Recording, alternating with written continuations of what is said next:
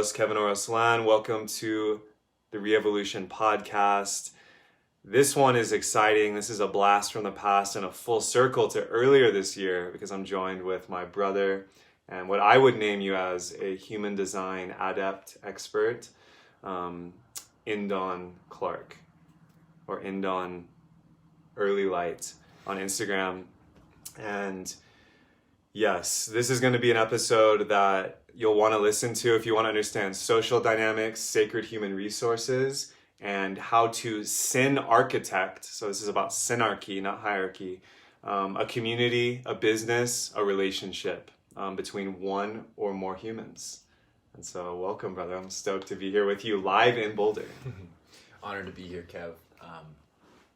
Super awesome that it's come full circle from the earlier part of this year back in April when we first connected, and we're here actually in the same place together. So I've just been super excited about this moment to be here with you and to jam with everybody live and share some of this deep wisdom that has impacted us both in really beautiful ways. What really drew me to Kevin was he's also a fellow manifester. For those of you that are familiar with the aura types in human design, I just saw Kevin as being a really powerful change maker, mover and shaker, visionary, and just reach out to him to connect and just share some wisdom about what it means to be a manifester as somebody who has begun to understand and let that information sink into my cells. You know, I really just wanted to be a way shower for you to turn you on like full blast because it's already such a strong presence. Awakening this community, and I just wanted to offer that gift to him. So super blessed to be here. And I just want to give a shout out quickly here in a testimonial. You found me in a video, you reached out on Instagram, we did a session. I had just become a student of human design last year. So if anyone doesn't know, we'll provide a little context here and we can get into a little bit of this. Human design is an amazing system that's channeled, meaning it came from who knows where, but there's a lot of theories about that.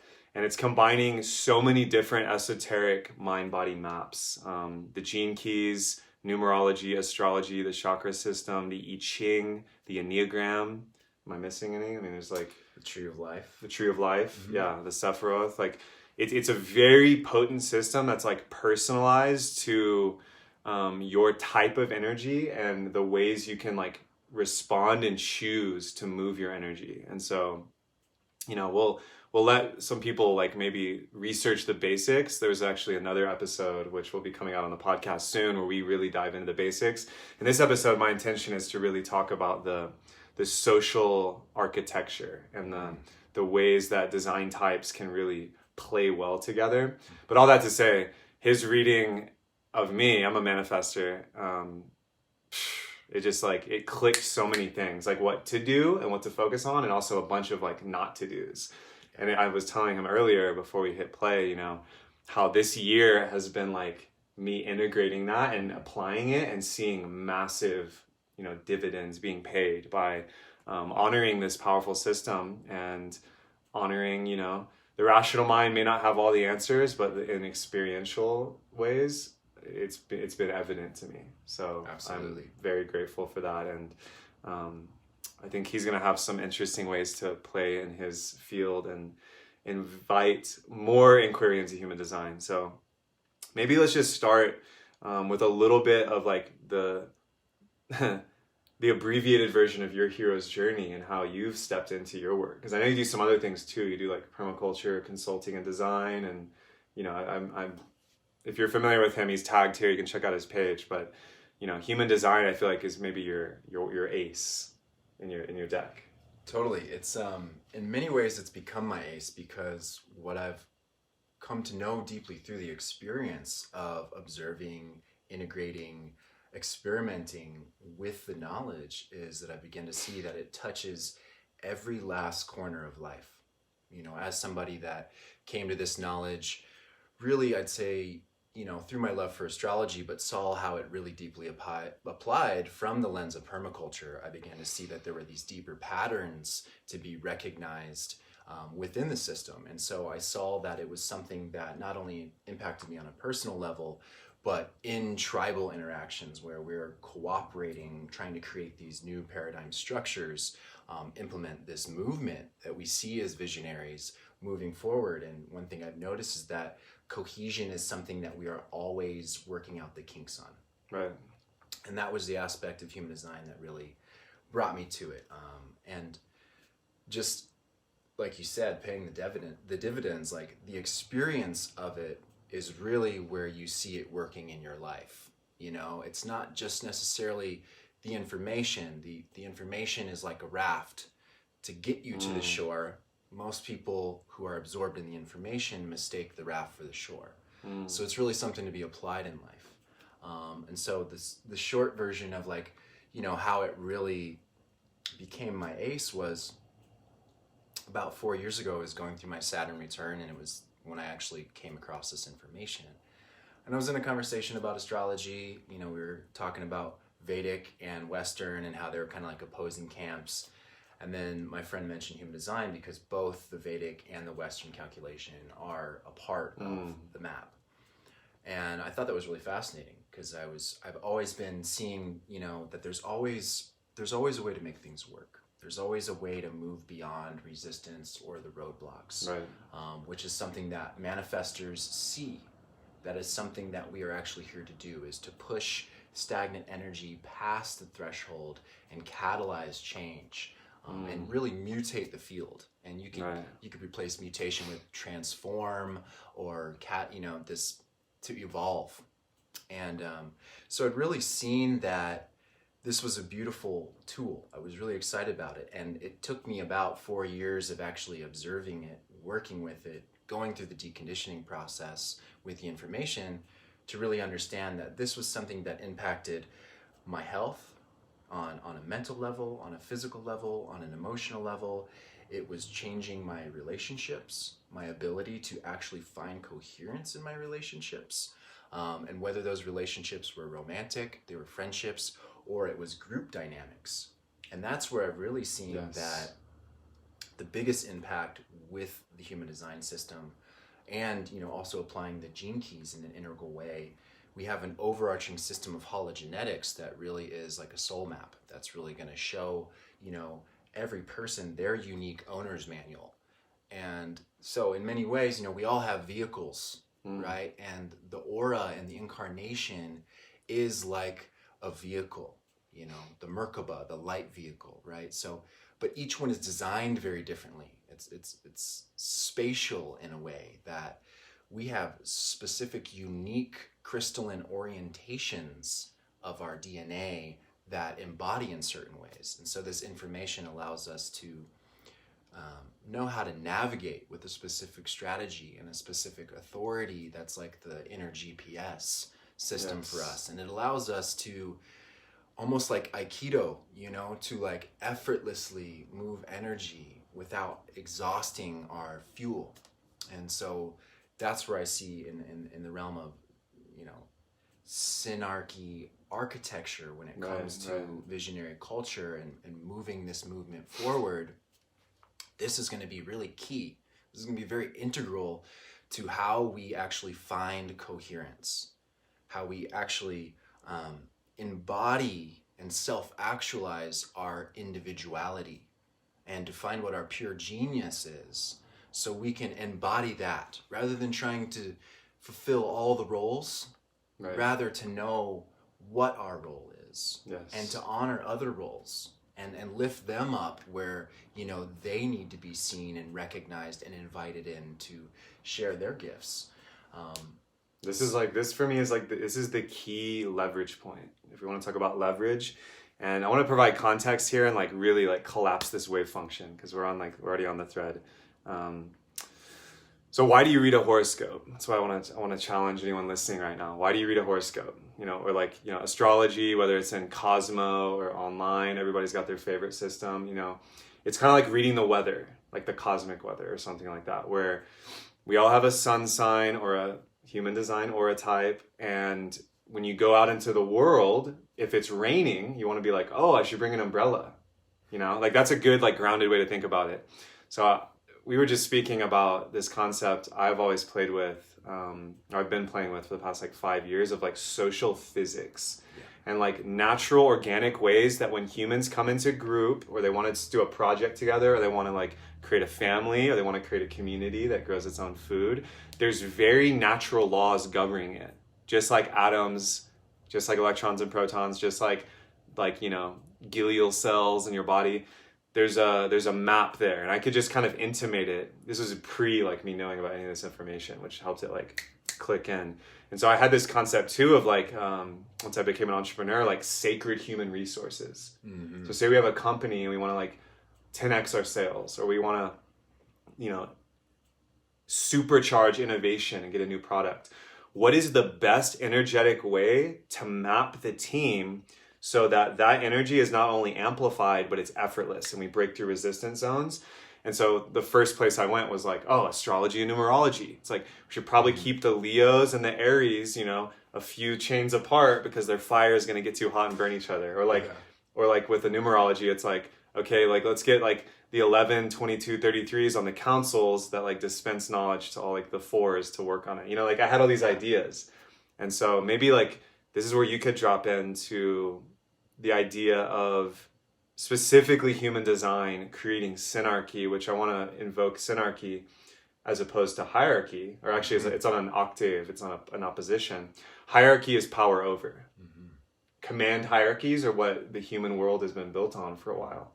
A synarchy is an inter-sovereign constellation of humans where like genius and gift is celebrated. So like if you're an expert at like reading people's energy and designing permaculture systems and like being that kind of manifester, the community would like hold you up in that. Like, dude, like, yes. Like, right. And then your genius now emanates into the field and we create a synarchy, which is actually in many ways more sturdy and strong than a hierarchy and more emergent. So it actually has more spontaneity and creativity built in. Absolutely. I think the beauty of synarchy in many ways, long term, this is actually where we are headed as a civilization, as humanity. And I don't say that just like it's a guess or it's a wish or a hope. It's actually written into the hologenetic matrix that actually by the time we hit 2027, there will be a massive mutation in the human genome, and there'll be new aura types coming into the world.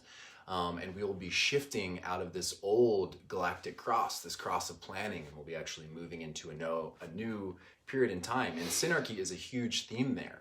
Like you said, the individuated sovereignty and that interdependent, symbiosis is really what's going to emerge. And the fact that we can use these systems and we're already pushing the fringe is what's going to prepare us for that time. Because as the galactic cross shifts, for the whole world, things are going to be falling apart. Systems are going to be collapsing. Mass dissolution. Right.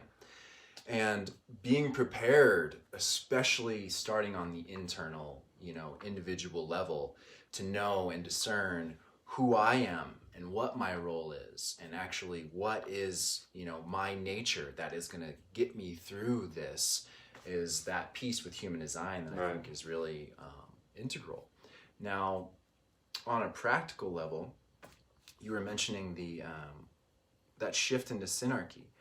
And I think on a practical level, what's really beautiful about this is when it comes to applying this in groups, dynamics, projects, it's really about, starting with knowing your design, knowing what you can lean into, that you can rely on, that's going to be consistent from birth until death.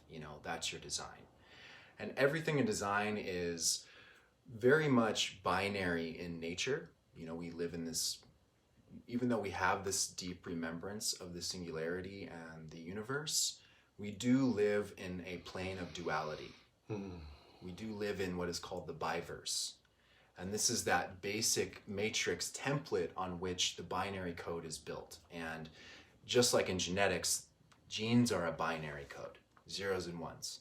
And this is all related back to the I Ching aspect with the yin and the yang activations. And so the yin and the yang is really showing us this this balance between opposites, and really knowing how to plug in and not get enmeshed, but to plug in equally and meet the opposite. And so, using that with structures about how we are going to engage together in projects, movements. It's really beautiful to know what you are so you can know what you aren't. Right. So you don't get drawn into doing something that really, it's not satisfying. You probably it won't be a successful situation or venture. You know, it might be disappointing, or you might meet a bunch of roadblocks and it might, you know, you might end up being kind of angry about it because you were put in a position that really wasn't meant for you. Right. You know, we were homogenized into a role or conditioned or influenced to be something that we aren't. Now, when it comes to this movement that we're all a part of, that we're all pushing for, you know, on that practical level, knowing my design, knowing also who else is in the group, what their design is, and that is really what opens the door that relieves a lot of this pressure about misidentifying our roles, misidentifying what we think is right for other people as far as what they should do. And that release of that pressure allows us to see each other, to truly see one another.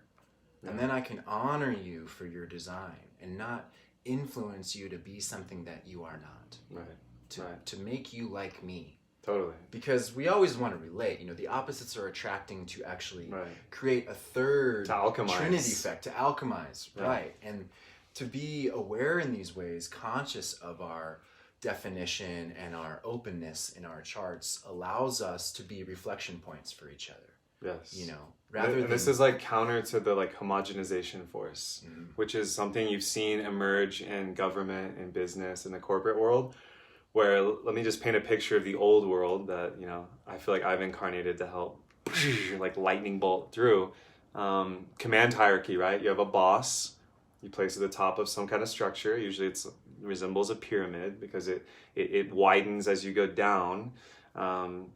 The boss is like, here's what we're doing. Now you're going to do it. And it's like, but I don't know how to do that. It's like, okay, we'll learn.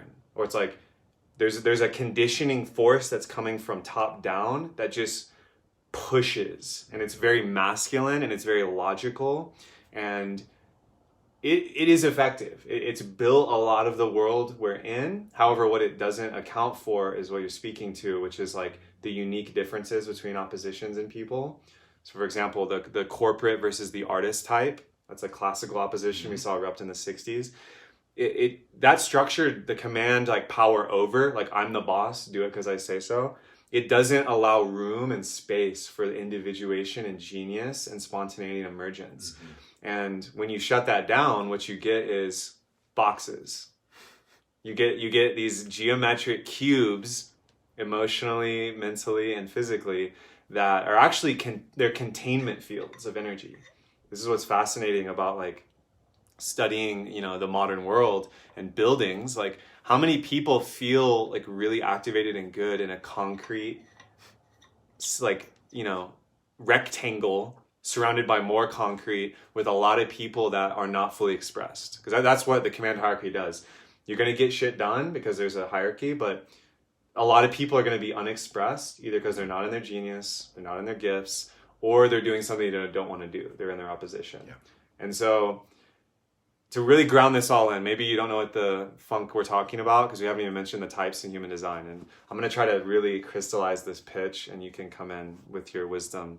So basically in human design, we have different kinds of types. And this would be a basic org chart, a sacred org chart or flow to a group that wanted to accomplish a goal or create something together.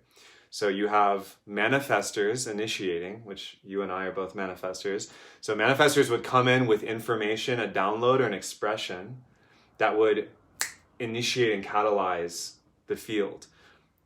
Then projectors, which is another type, would receive that information, alchemize it, position it, and then distribute that information or magnify it, amplify it. The next types are generators, and you have different subtypes of generators. And these are people that make up most of the world that receiving this information now can put it into action and actually ground it in and down and spread it and like in various ways like start the engine of creation. So whatever we need to do, whether it's like we need to get from point A to point B, we need to grow food, we need to create shelter, we need to defend ourselves, whatever, boom. And then the rarest type, the reflector, then comes into the field in this configuration and acts as kind of like a thermostat, or like, like what's happening here, where are the leaks, where are the peaks, and then they disseminate that back into the field, and the cycle starts again. Yeah. And this is like an example of how human design could orient a synarchy of humans to both cultivate non-resistance, so there's not like infighting and like a bunch of arguments and command over, but also create like a supercharged community that can actually, like, for lack of a better term, work miracles, because they're creating these energetic pathways for us to work in union. Absolutely. Yeah, I think the importance of kind of referencing those aura types are, in this basic way, just like blood, we have 4 bases for an amino chain that creates the codons. So there's 4 bases in the blood, G, T, A, and C, which are also, there's 4 main bases of aura types, really, archetypal orientations to our aura vehicle.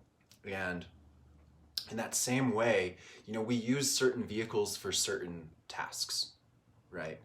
You're not gonna drive up the mountain on your motorcycle, in the snow. You're gonna use something with 4-wheel drive, right? So each different aura type has its own built-in navigation kind of like themes and what they're here to distribute as far as energy. Like we touched on the basic, the manifestor really is this initiating force, which I think I'd like to riff on this a little bit, because it's really fascinating that we're focusing on synarchy here, because hierarchy is actually a result of manifestors. Right. This is actually our doing. This is the impact that we made from the past. And in the system, for some of you that have studied with me, or if you're attending the webinar later, we'll leave a link in the comments. We're from the 7-centered era. And what I mean by the 7-centered era is the centers are the chakras in the system, right? So in the ancient traditions that we look back and reflect on, in modern days, the 7 chakra system, a lot of meditation, a lot of, quieting the mind mastery, that's from that era. And it took us to break away from the survival situation of the 5-centered era when we were like Neanderthal. And most auras then were reflectors. It took actually a completely receptive aura to take in what was around to know how to survive. Right. And they were the only aura type that was lunar. And of course, obviously in the night trying to survive as Neanderthal. So they had this lunar orientation, this receptive orientation, taking things in. And it was really our energy that was this breakthrough energy, that because our auras are kind of this closed, contained, lone wolf, independent aura that's got this layer of armor, that's also emanating the energy of metamorphosis just by being, not even by verbally initiating anything. Just our presence alone is what initiates. And that could be initiating an action, or that could be initiating you, which in many ways, I would say Kevin is a great example of that energy. He is initiating people through his presence, through speaking, through informing, because the manifestor is here to inform, right? So we inform the field, and it really took our aura type, with this kind of repelling pushback energy to clear the obstacles, to actually be able to get up to the top of the pyramid. Right, and be protected up there in that space, and to inform and initiate from that place, to allow the movement, the momentum of energy to then ripple out and catalyze into the field. Now, manifestors ruled by both angles, our signature and our not self theme. So some of us were and the rage. Right. Yeah. So some of us were warrior kings, emperors, pharaohs that ruled by peace or ruled by anger, and both were ways of ruling. And this is kind of where we get hierarchy from. All the laws that are in Right. place today, all those structures of government, They're built to protect that like setup. they were built to protect us in that place. And some of the laws were noble and some of them were manipulative. And so it's interesting being a manifester today, because actually this is probably the last lifetime that our auras will really be around, because we have new auras coming in 2027. You know, there is a complete upgrade in that regard. And so we're kind of here at the end of time, you know, kind of taking in the impact of what we initiated back then, and actually feeling the ripple effect of, you know, the mental plane of using our mind to orient past survival, to see the cycles and seasons and create these structures and new ways of being. And then we're kind of, you know, kicking back, taking it in. And in a way, I feel like we are that last little resolve point to where we can see what about that long-term impact now also needs to change. And we can initiate that as a way of handing off the torch to projectors, you know. And that projectors are really, you know, they're a new aura type. They're only a little over 200 years old. You know, they came in 1781 when we discovered Uranus. And in that same regard, the same way we discovered Uranus is the same kind of function of projectors. You know, we used a telescope to see beyond what the eyes could see, to dive beneath the surface. And that's what projectors are really here to do. They're actually here to focus and zoom in and actually dial the energy into a very efficient stream, rather than letting the energy kind of dissipate, you know, because we don't have the energy to like sustain stuff over long periods of time. We're kind of like, we're like an atom bomb, you know, we kind of like, there's the energy, and then we kind of need to like, recede and recharge, you know, kind of like a cheetah. You know, a cheetah is like the fastest creature out there. It'll blast off, you know, get its prey, but then it has to nap for a couple days. And so our energy is very explosive, but it doesn't, you know, sustain over long periods. And that's where the generators come into play. You know, they're here with the strongest motor in the chart, able to sustain energy. You know, they're the builders. You know, it was generators who built the pyramids. It might have just really been our idea, but it was, you know, they were the actual builders, you know.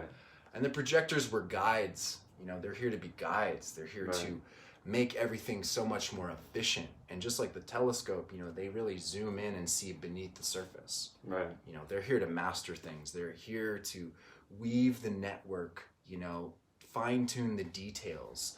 And that's their gift, you know. We are, as manifestors, passing off the torch.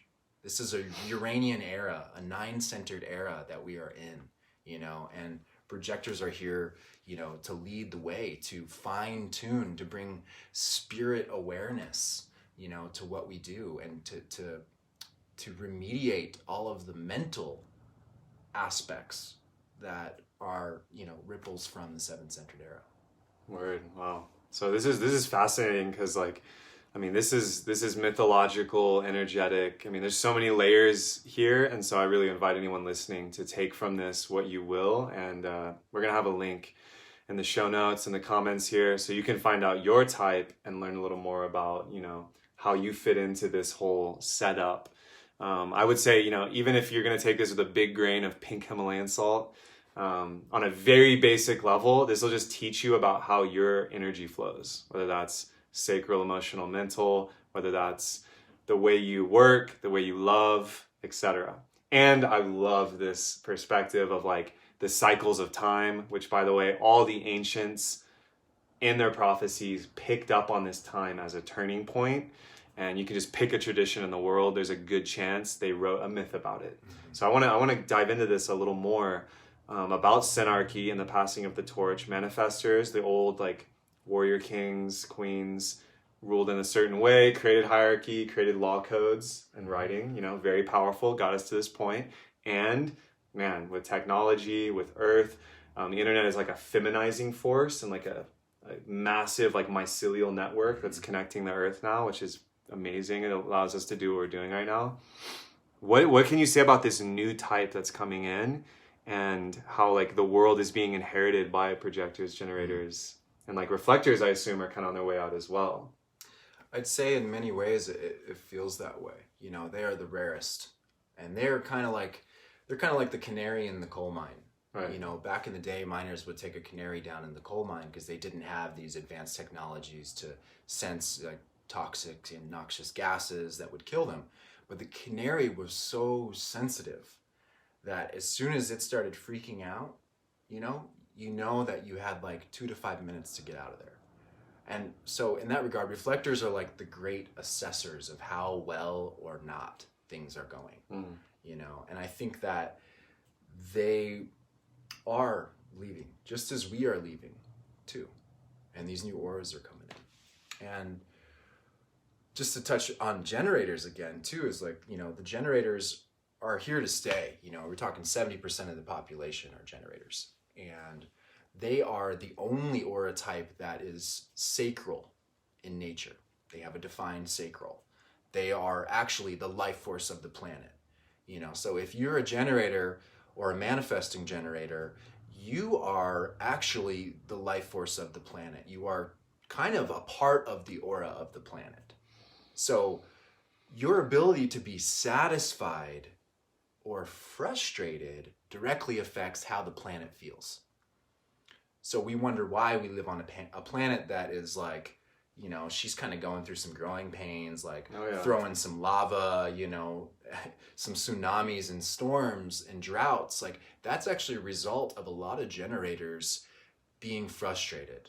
And I'm not discrediting like global warming or climate change at all, but just know that you are also a part of that, because how you feel, if you're satisfied, the planet's satisfied. If you're frustrated, the planet's frustrated. And we have a lot of generators that have entered into jobs, relationships, places that they're living that are not satisfying them. Because that energy can disperse and fizzle out if it doesn't have, if it's not guided correctly. And that's where projectors come in. Projectors and generators are kind of like in a little symbiotic dance where, you know, generators have all this energy, all this fuel, but it's just kind of like, it's just teeming, you know, and they need a projector to actually help them focus that energy, to actually dial it in and make it more efficient, which is super important. And so the way that looks in context to where we're heading, the new aura type, you know, as far as Synarchy goes, is we all have these very specific roles and orientations of how we collaborate, how our auras click in together. And as far as where we're headed, you know, this new aura type coming in, it's called the Rave, and it'll be here in 2027. There's already, we'll probably experience hints of it before 2027. 2027 is when the entire, you know, human genome will be affected by this mutation. And this mutation is occurring actually in the solar plexus right now. And in the chart, the solar plexus is the emotional center. So we're talking nervousness, anxiety, the emotional wave, you know, sex, addiction, all these ways of coping with emotional issues are here in the center. And it's transforming, you know, and this is an emotional awareness that is transforming into a spirit awareness. You know, currently we are all leveling up our emotional intelligence. We're going through an upgrade here. Everyone is, regardless of whether it's defined or undefined in your chart.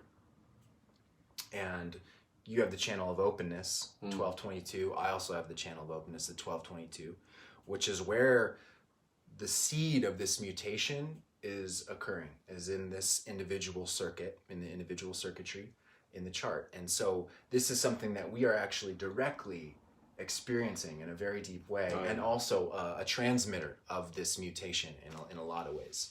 Yeah, I mean, this is so fascinating because, you know, shout out to Paul Cooper and the squad here in Boulder. We just completed the 3rd Light Leadership last week, and if I could just like give a a commercial style pitch, it's like literally an emotional dojo where EQ, which is the new IQ, emotional intelligence, is invited into full expression, full range of intensity, and actually met and contained and alchemized. And, you know, it's been said, and this is funny because this is like, before I knew about any of this was the kind of work I was already doing. Yeah. I was practicing authentic relating. I was going into Tantra, into yoga, and various ceremonies and initiations to understand the emotional field and how to harness its power. Because the suppression of it hasn't worked and has actually created and cooked this like seething pit of stagnancy that manifests in addiction and power over and the victim perpetrator opposition, which we see awakening on the planet in the media. You know, there's a way in which we've kind of been in an emotional dark age, where our ancestors were like, whoa, that's way too strong. Like, bottle it up. You know, like we can't deal with that. Let's stay in the mind. We understand that. Let's just do that. And when this comes into relationships and in the community, you know, it breeds all of the dysfunction that we have in the world today. And so this emotional mutation, man, it's here to awaken a ton of energy. And paradoxically, like as we go into the future, it does become a bit more ancestral and tribal, because there were ways before to meet the emotional intensity and uncertainty and the shadow of that in a tribal ancestral context and alchemize it into actually a force for good that can guide life. And so this is highly relevant to your health, wealth, and relationships, because science is now discovering that unexpressed emotion, unfelt emotion manifests in the body as cancer and dis-ease and all these other things. Money and finance and your career is directly tied to subconscious emotional energy, because you can think about money all day, but if there's not an emotional fire lit, you might wonder why you're working the same dead-end job. And then, of course, it's obvious how in intimacy and romantic and community relationships, the emotional channel is as important or more important than the words you say, right? So for anyone who thinks this is woo, and I know those people are out there, and I pay my respect to you, I once was you, I invite you to filter this information through your current worldview and rationality to see how this is a map that's a bit ahead of its time, I would say, the human design map. And there are ways that harnessing this information, taking what you like, leaving what you don't understand or don't like, can actually impact your life in those three areas I was mentioning, like your literal finances, your literal relationships, and your physical body. Like the more I express my emotion and go through these trainings, I feel healthier. I literally feel like I'm reversing my age sometimes. And I know you've experienced this because, I mean, as manifestors, we have to alchemize it here and mutate it here. Yeah, absolutely. There's a beauty of what's happening, because we went through this transition through the awarenesses. The awareness has actually been what's upgrading and evolving in the human. So we had body awareness when we were Neanderthal. It was all about survival and instinct. Then we went to the mental awareness, which was discerning this from that, tracking the cycles, having communication, having memory, seeing time, in all directions. And then now we're integrating the body and the mind, because what's that third piece is the spirit, and that's actually where things are headed is, the projectors are here to bring, like you said, the technology. This is the Uranian age, the Silicon age, they are really the technology. They are what is, they're creating the mycelial web between the other aura types to actually guide, distribute, energy, information, the resources, and guide that in a practical, efficient way through their technology as an aura, And it's occurring for all of us that there's this integration of spirit back into the human, where we're activating this Trinity complex between mind, body, and spirit. And the spirit is what is, it's almost like we've taken the long way around to arrive back at the awareness that we are spirit. We've taken, this scenic route. We've gone through the valley of shadows. We've had to re-emerge with the wisdom. We've had to suffer to then, own the truth that we are there to carry Excalibur in many ways. And so this spirit awareness that's coming back in is what this emotional intelligence upgrade is all about. Like, we're going to get to a place where we will no longer actually have to ride any emotional waves. Now, of course, there's always going to be a breakdown before a breakthrough. There's going to be a heightened experience of emotional waves as things kind of dissolve and we move forward with this mutation as it kind of starts to level up and get more intense. But it's going to get to this culmination point where now we are no longer really having to ride the emotional wave. We will have spirit awareness, like here and now, you know, to where you'll be able to sense somebody on such a telepathic spiritual level that you'll know everything that's going on for them. Right. And in that instant, you could instantaneously transform those emotions together, because that spirit awareness is going to be like really the leading awareness in our consciousness when that mutation fully occurs. Right. We want to lead with the head. Yeah, exactly. We're dropping it back into the heart, which is the space really in between, you know, the body and the mind. We're dropping back into the heart. And that's, you know, where we're returning. That's where we came from, and that's where we're going to return to. Yes. Wow. Well, YnDon, this is so powerful. I feel like we could go for like 3 hours, but I want to ground this all the way in on the spiral.